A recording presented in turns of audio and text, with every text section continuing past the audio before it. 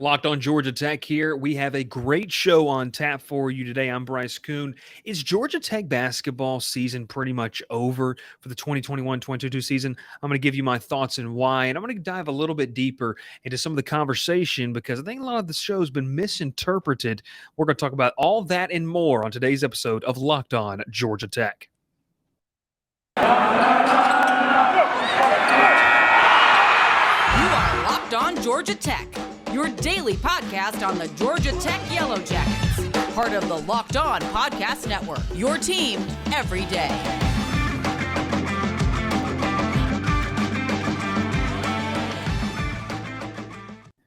We welcome you in, everyone. Locked on Georgia Tech. I'm your host, Bryce Koon. We got a show later in the afternoon because we wanted to gather some of the data and kind of what happened last night inside McCamish Pavilion. We're going to talk about that and more. But first off, I want to let you know that I'm thankful for you guys. Make sure that you make Locked on Georgia Tech your first listen each and every single day. You guys are killing it. Subscribe to the YouTube channel. Let's get those numbers up. Keep rising. Listen, I know that you fans, you're the most passionate fans in the ACC, some of those passionate fans across the country. So make it happen because this is the only place where you have a daily show that you can be involved in on Locked on Georgia Tech's YouTube channel.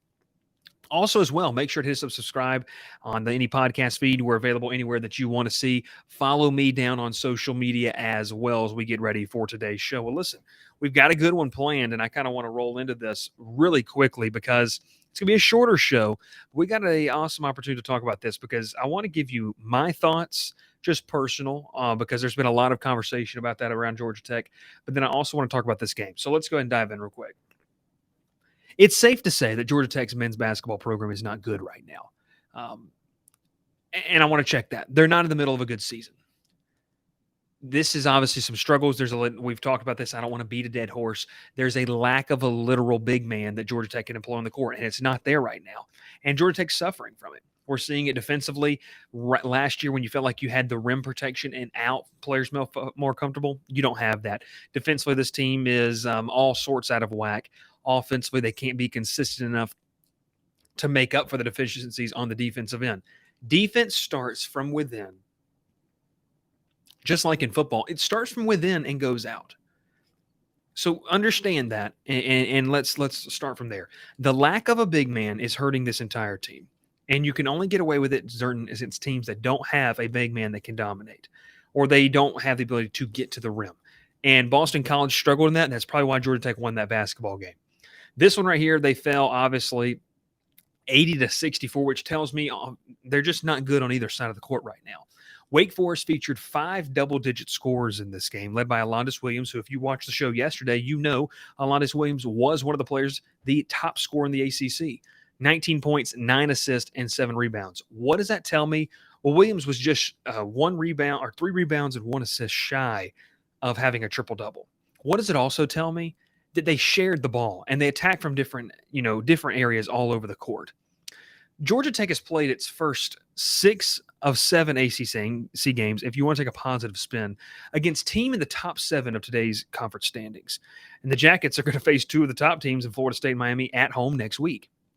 What's another storyline? Georgia Tech employed its 8 different starting lineup this season against Wake Forest, inserting Saba Gigi Barea in his first start. Sorry about right there. It's a hard name to pronounce. Gigi Barea taking the place of Debo Coleman, who had started the last 2 games.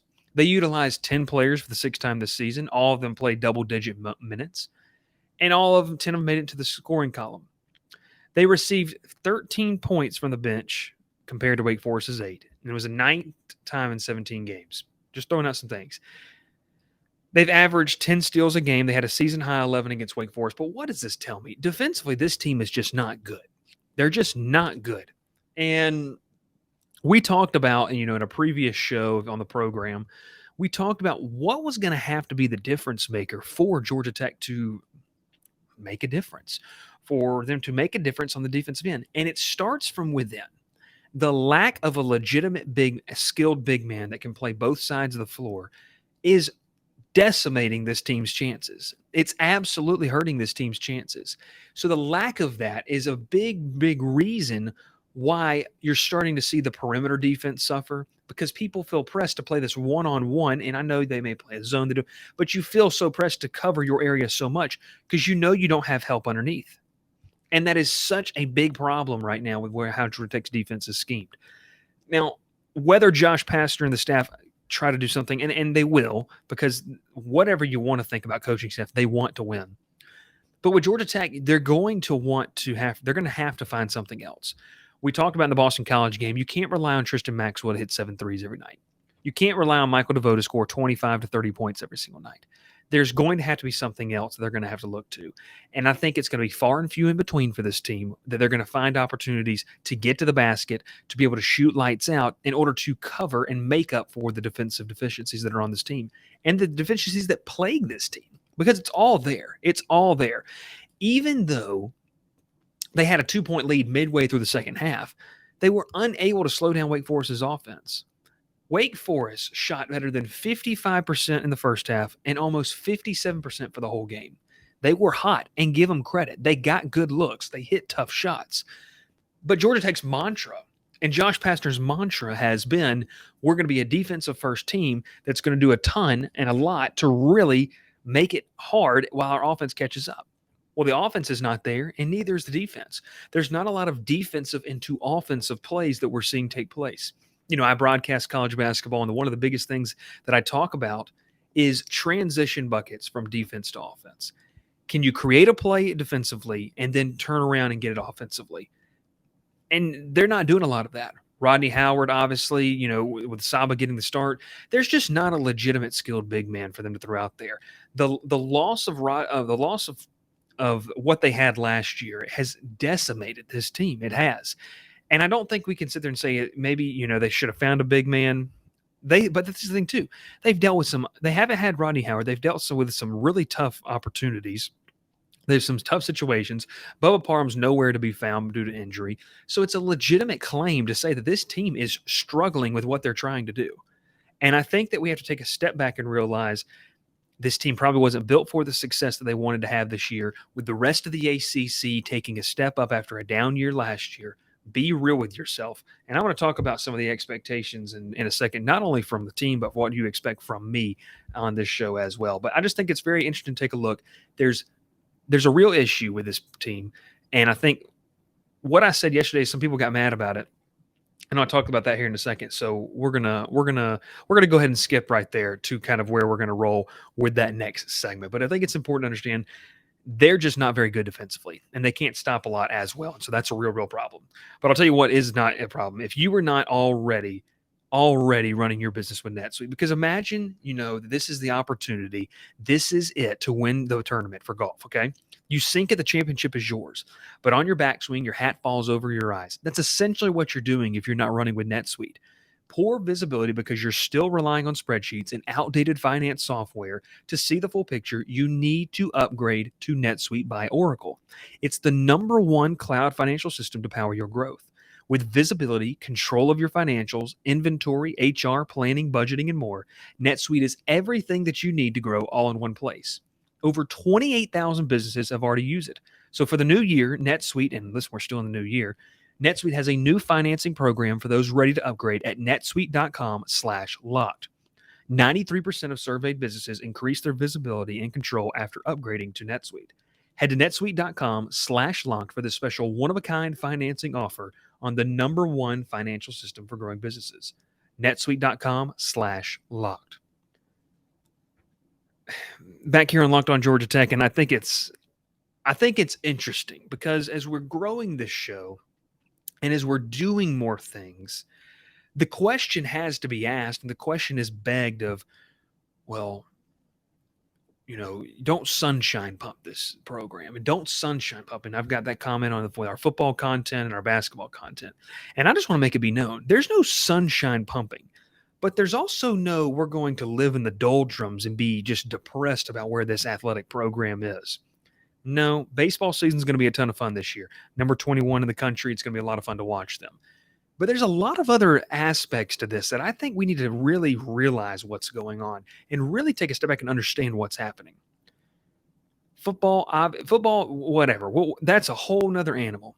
But I got some comments on, you know, Well, Bryce, you don't need a sunshine pump. This team's just not that good. Well, I didn't say that yesterday. I didn't guarantee you that Georgia Tech was going to win these 4 games at home. The only guarantee is probably Sunday against Clayton State, the Division II opponent. What I told you and what I outlined is what we would want to happen. And that's something too, is I can assure you that I'm not sitting here trying to sunshine pump this. But this basketball program, is not in this horrible shape.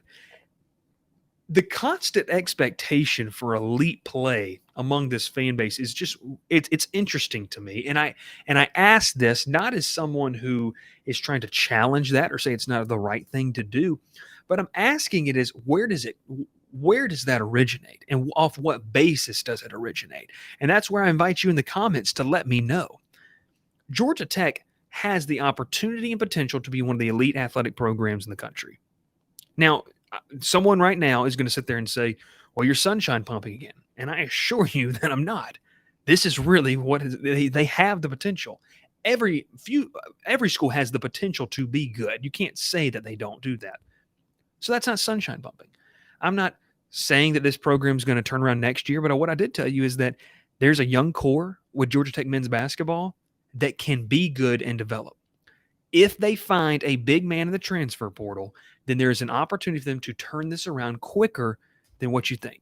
Now, obviously, last year, the loss of Moses Wright and Jose Alvarado is being felt. We don't need to talk about that anymore. It's January 20th, for God's sakes. It's way into the college basketball season. But let's be real and let's be honest with ourselves. This team's not what we thought it was going to be. The injury to Bubba Parham's obviously had an effect. The lack of a big man hurts. And you're having to fill Jose Alvarado's spot with multiple different players. It's Tristan Maxwell on any given night, Devon Smith, obviously Kyle Sturdivant as well, and it hasn't been a seamless transition. It's okay to admit those things. It's okay to admit that, hey, we're not where we want to be. But I think what has to happen is you can understand those things, but you don't have to go into this depressed state as a fan and think the whole world's ending just because, listen, I know there's a lot of things. You as a Georgia Tech fan want to be elite. You want to take that next step.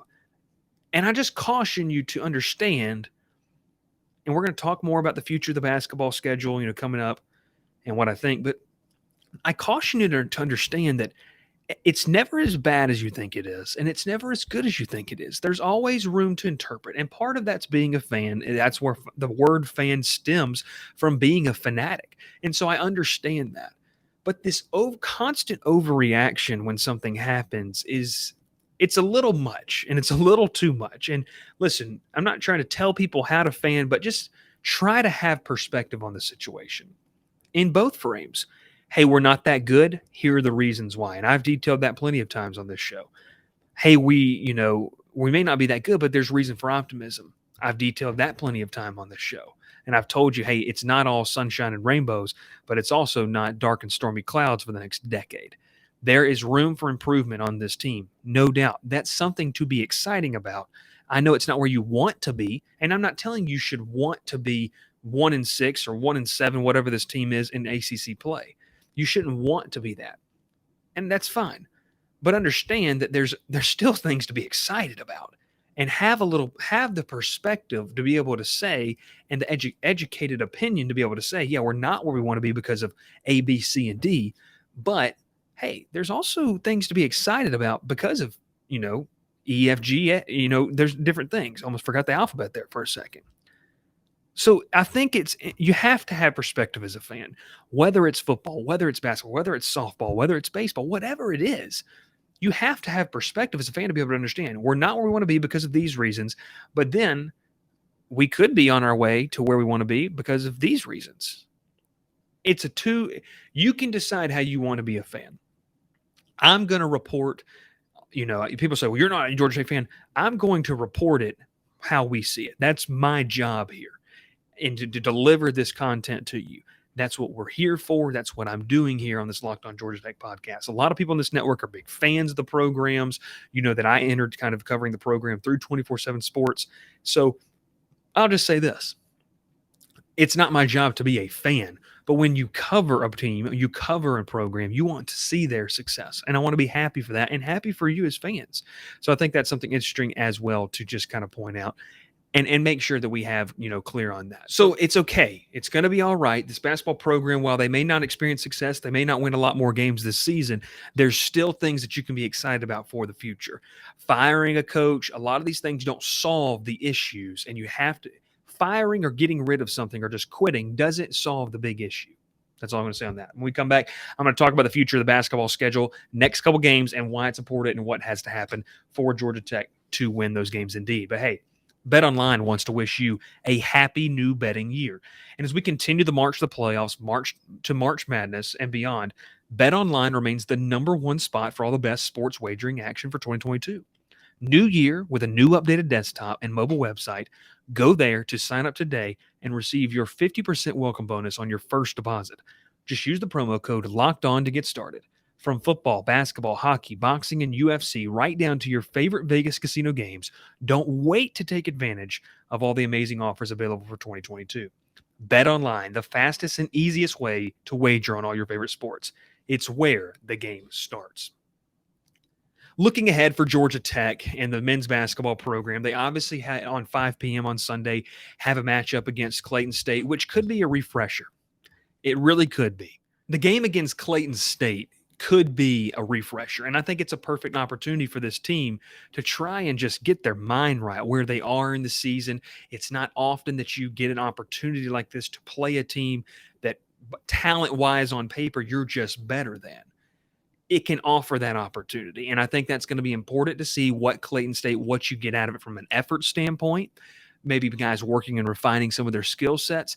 And wouldn't you love just to see a big man dominate and gain some confidence? I know it's against lesser competition, but wouldn't you like to see it? But then after that, I mean, this schedule doesn't get any easier, and I don't think anyone should have expected it to. This is the ACC. Last year was weird because it was a down year in the conference.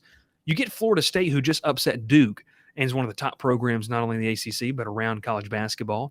You get Miami, who's on the rise. That's Saturday. Then you go to Virginia Tech, Clemson, Miami, Virginia, NC State, Pitt, Syracuse, Tech, VT, Notre Dame, Clemson, Boston College, into the tournament. And that's obviously a quick thing of that. You don't get Duke or North Carolina again. Be happy about that one. But this program, what has to happen, Bryce, in order to win, you might be asking me? Well, I'm going to be honest and brutally honest with you. They're going to have to shoot at an elite clip from beyond the arc. They're going to have to dominate the game with their small ball lineup, which is not going to work against a lot of teams in the conference. They're going to have to do different things in order to make it work. And I'm telling you right now, if it doesn't happen, then they're not going to win a lot of games. And I'm going to be a straight shooter with you on this. They are not equipped to play big man basketball. They don't have a skilled big man. They don't. We talked about could Jordan Mecca's athleticism. Well, it's just fact of the matter is, it doesn't matter if you like it or not, they don't have that. It's not an available resource for them in the 2021-2022 season. It's just not there. So what has to happen? Like I said, they've got to shoot an elite clip.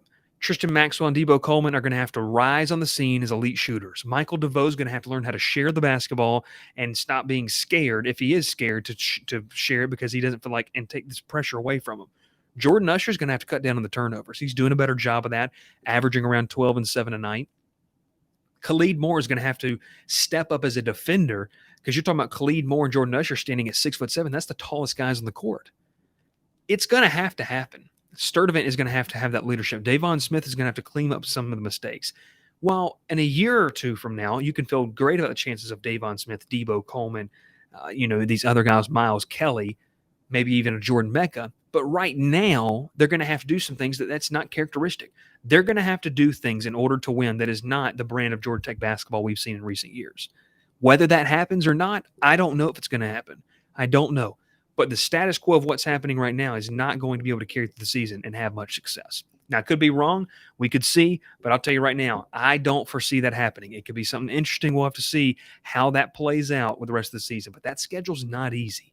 It's not something they're going to be able to roll through and have great success with the current brand they're playing. They're going to have to get creative. And then postseason, and I'm talking about after the season, not postseason play, they're going to have to find a legitimate big man because we've already reported here on GoJackets.com with 24/7 Sports, they are not recruiting anybody in this cycle, high school-wise. It's going to be a portal big man, which we don't know. They're going to have to hit on that. And if they can, then they can buoyant themselves for 2022-2023 season. We'll have to see how it happens. I don't know. We'll have to see, but I'll tell you what we will see is I'll see you tomorrow here on Locked On Georgia Tech. I appreciate it. Hit the subscribe button. Drop any questions right there on my social media. We talked hoops today. We're going to get back to a football conversation. I'm going to have the opportunity. We're going to sit in on a press conference with Chip Long, new offensive coordinator.